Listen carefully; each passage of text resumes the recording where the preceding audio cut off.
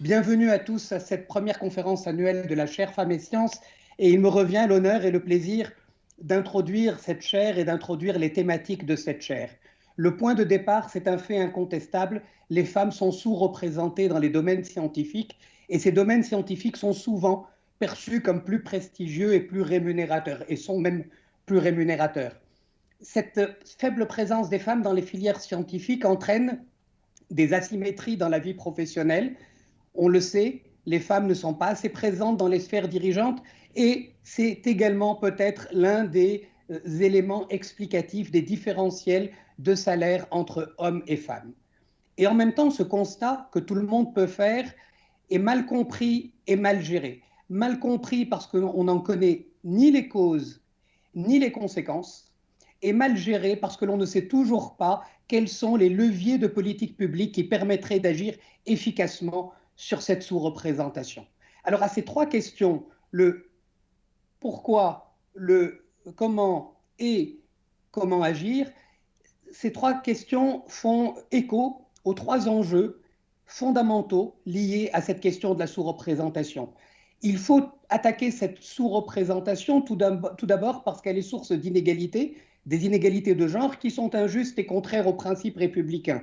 Ensuite, il faut s'attaquer à cette sous-représentation parce que nos sociétés ont besoin de mobiliser au mieux toutes les compétences. Dans le domaine, par exemple, de l'intelligence artificielle, de l'informatique, du numérique, nous savons que les besoins de compétences sont énormes et c'est se tirer une balle dans le pied que de se priver d'une partie de la population. Et puis enfin, c'est aussi une question d'efficacité globale parce que s'il y a une mauvaise allocation des compétences, si les filles sont écartées des domaines scientifiques, cela veut dire en même temps que des garçons sont peut-être poussés vers ces domaines scientifiques sans en avoir forcément envie. Et donc, pour ces trois raisons, il est important d'étudier ces questions. La première chose que je voudrais faire remarquer, c'est qu'il n'en a pas été de même en tout temps et en tout lieu.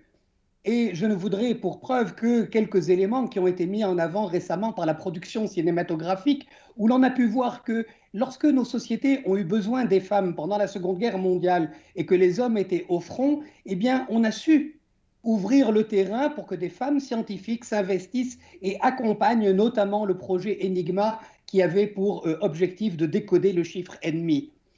Plus tard encore, pendant la course à la fois à l'armement et à la conquête de l'espace, la NASA a su là aussi mobiliser des femmes issues de minorités de surcroît pour remplir des fonctions scientifiques de haut niveau. À l'inverse, ce que l'on constate, c'est qu'entre les années 80 et aujourd'hui, la part des femmes dans le domaine de l'informatique a très fortement chuté, comme le signale Cédric Villani dans son rapport sur l'intelligence artificielle. Nous avons 20 à 30% de femmes en moins. Donc le taux des femmes a baissé de 20 à 30% dans le domaine de l'informatique entre les années 80 et aujourd'hui. Et c'est peut-être à rapprocher du fait que dans les années 80, l'informatique était perçue comme une discipline de service et qu'aujourd'hui, au contraire, l'informatique apparaît comme étant le vecteur de développement de nos sociétés et donc au cœur même des enjeux du savoir, de l'avoir et du pouvoir. De la même manière, si l'on revient maintenant un siècle et même un peu plus en arrière, au XIXe siècle, ce n'étaient pas les sciences qui étaient au cœur des enjeux du savoir et du pouvoir, c'était les lettres classiques, c'était les humanités, c'était le latin et le grec, et à cette époque-là, on considérait que le grec n'était pas pour les femmes, comme le révèle cette citation de Kant, une femme qui sait le grec est si peu une femme qu'elle pourrait aussi bien avoir une barbe. Tout cela semble donc nous indiquer que dès qu'un domaine devient un enjeu de pouvoir, eh bien, il y a des mécanismes profonds qui ont tendance à en éloigner les femmes. Parmi ces mécanismes, j'aime à montrer cet exemple tout simple d'une publicité réalisée par le ministère de l'Éducation nationale pour recruter des enseignants. Et comme vous pouvez voir, de manière sournoise mais involontaire, il y a des messages qui sont véhiculés. Vous voyez que l'homme qui est pris en exemple dans la publicité de gauche, Julien, il a des ambitions. Alors que Laura, la femme, elle a des rêves. L'homme, lui, a un ordinateur. La femme tient un livre. Eh bien, ce sont ces petits messages que nos sociétés distillent au quotidien et qui vont contribuer notamment à cet écart que l'on constate, à cette sous-représentation des femmes dans les milieux scientifiques. Alors, allons un peu plus loin et j'aime bien présenter cette expérience que je trouve extrêmement parlante et qui a été mise en œuvre par l'Université de Provence. Ils se sont adressés à 600 élèves, filles et garçons, et on leur a présenté le dessin de droite en leur disant vous avez 1 minute 30 pour le mémoriser, après quoi vous devrez le reproduire. À ceci près qu'on a divisé les 600 élèves en 2 groupes.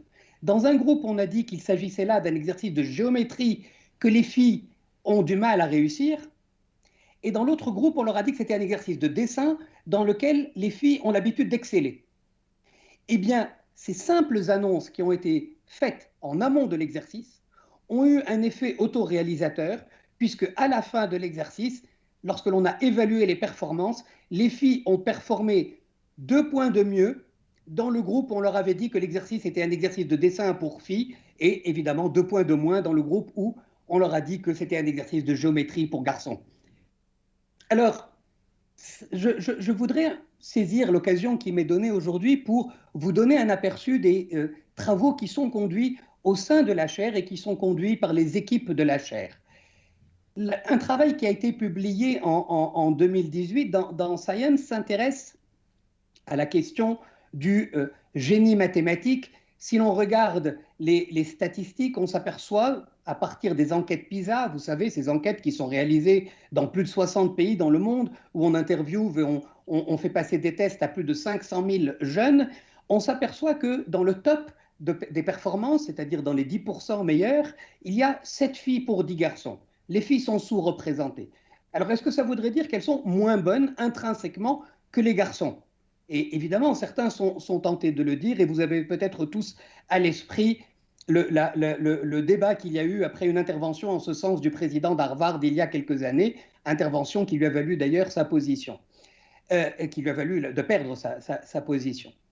Alors, certes, il y a 7 filles pour 10 garçons parmi les meilleurs dans le top 10%. Mais si l'on y regarde de plus près, on s'aperçoit là aussi qu'il n'en va pas de même dans tous les pays. Non seulement il n'en va pas de même dans tous les pays, dans certains pays on a 10 filles pour 10 garçons, donc il y a égalité, dans d'autres on est plutôt à 5 filles pour 10 garçons dans le top de performance, mais ce que l'on voit surtout c'est que plus un pays est égalitaire, pas seulement égalitaire en termes de genre, mais égalitaire en général, et moins l'écart entre filles et garçons est prononcé.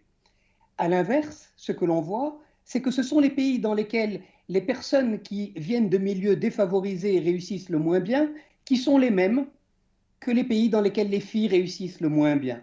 C'est-à-dire que ce qui apparaît, c'est que le fait que les filles réussissent moins bien en sciences dans ces tests, ça n'est pas quelque chose d'intrinsèquement lié au fait d'être une fille, mais à l'inverse, le fait d'être une fille agit comme une source d'inégalité. Et dans les pays inégalitaires, cette inégalité est renforcée, amplifiée, et en revanche, dans les pays plus égalitaires, cette inégalité va être estompée, voire va disparaître complètement.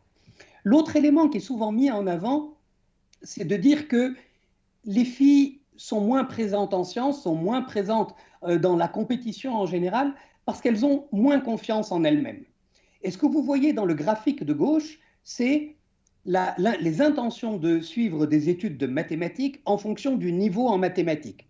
En bleu, nous avons représenté la courbe pour les filles et en rouge, la courbe pour les garçons, toujours à partir des données PISA. Ce que l'on voit, et ça c'est naturel, c'est que plus on est bon en maths, plus on envisage de faire des études de maths. Ça, c'est logique. En revanche, ce que vous voyez, c'est que la courbe des garçons est très au-dessus de la courbe des filles, ce qui veut dire que, par exemple, s'il faut avoir un 12 de moyenne pour que la moitié des garçons décident de faire des maths, eh bien les filles attendront d'avoir 14 ou 15 de moyenne pour choisir les maths avec la même proportion. Et c'est ce phénomène-là qui est mis en avant en disant oui, c'est simplement un problème de moindre confiance en elles. Si l'on y regarde de plus près, vous avez dans le graphique de droite, ce que l'on a reporté, c'est les intentions de suivre des études en mathématiques, mais non pas en fonction de la note de mathématiques, mais en fonction de la différence entre note de mathématiques et note de lettres. Et là, on s'aperçoit que les deux courbes sont quasiment confondues. Ce qui veut dire que si les filles choisissent moins les disciplines scientifiques, ça n'est pas parce qu'elles ont moins confiance en elles, c'est parce qu'à niveau donné en maths, elles ont tendance à être meilleures en lettres, Et donc, lorsqu'elles vont juger en relatif, elles vont se percevoir plus comme littéraires que scientifiques et vont donc faire le choix d'études littéraires.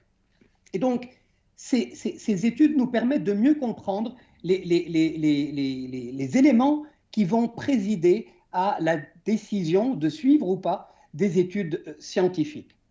Alors, l'autre élément que nous venons, alors ça c'est le hasard du calendrier, puisque ce travail a été publié la semaine dernière par une équipe de la chaire, toujours, et porte sur le paradoxe d'égalité des genres. Que dit le paradoxe d'égalité des genres? Eh bien, on a constaté que plus un pays est développé, plus un pays développe les libertés individuelles, et plus l'écart en termes de présence dans les disciplines scientifiques est important entre les hommes et les femmes. En d'autres termes, les femmes sont moins présentes dans les domaines scientifiques dans les pays les plus libres et les pays les plus développés. À tel point que là aussi, un certain nombre d'auteurs ont argumenté en disant, vous voyez, si dans les pays libres, les femmes ne sont pas dans les disciplines scientifiques, alors même qu'elles ont la possibilité de choisir librement, eh bien c'est que tout simplement, elles n'aiment pas ça. Et donc, il n'y a rien à résoudre, il n'y a pas de problème intrinsèque, c'est simplement que les femmes n'aiment pas les disciplines scientifiques. Là aussi, si on y regarde de plus près, on s'aperçoit dans ce travail que, certes, les femmes sont moins présentes dans les pays plus développés, sont moins présentes dans les filières scientifiques. Mais ce que l'on voit aussi, c'est que les stéréotypes sont aussi plus importants dans les pays développés.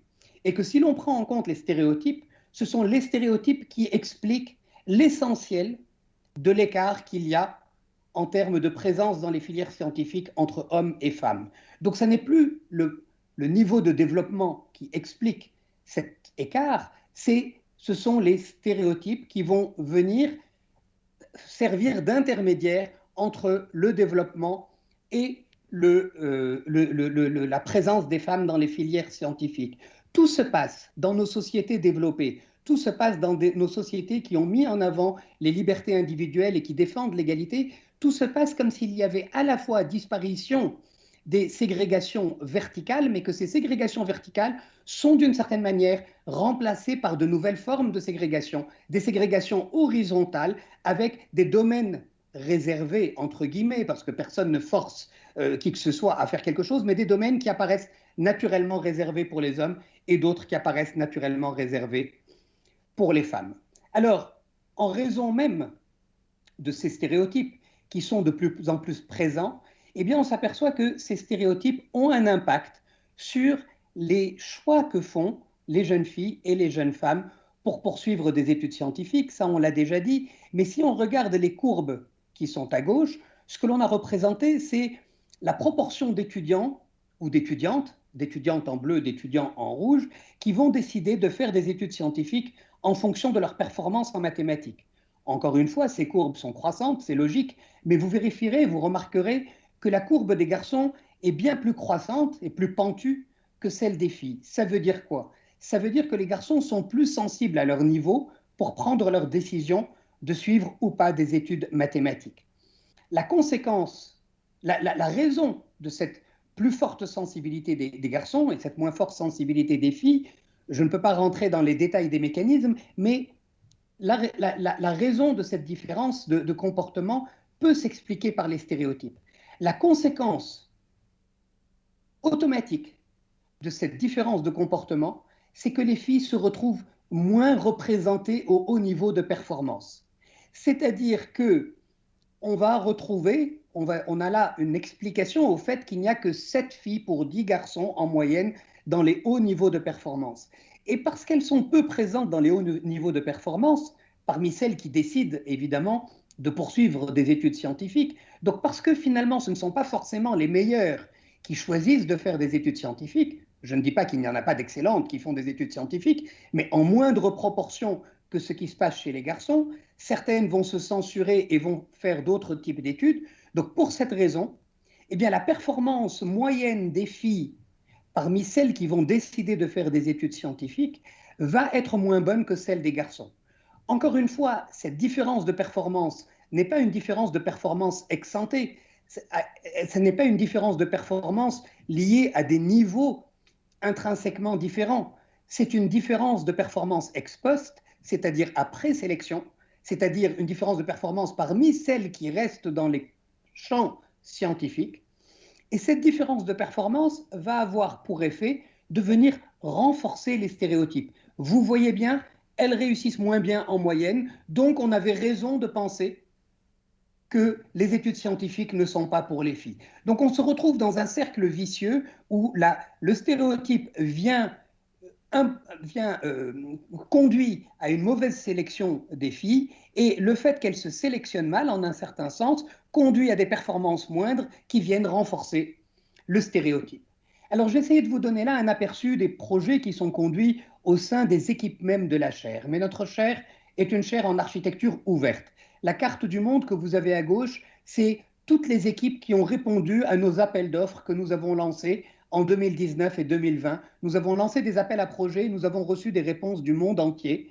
Et dans la carte de droite, vous avez le positionnement géographique des équipes qui ont été retenues pour les projets que nous conduisons actuellement. Et lorsqu'il y a un petit chiffre à l'intérieur du cercle bleu, c'est le nombre d'équipes qui sont positionnées à cet endroit. Et donc, comme vous pouvez le voir, nous avons aujourd'hui des équipes sur les 5 continents qui sont en train de travailler sur des projets de recherche directement en lien avec les thématiques de la chaire pour mieux comprendre le pourquoi de la faible présence des femmes en sciences, l'impact de cette faible présence et comment agir pour réduire ce différentiel qu'il y a entre hommes et femmes. Je voudrais à présent remercier évidemment l'ensemble de nos partenaires dans cette chaire.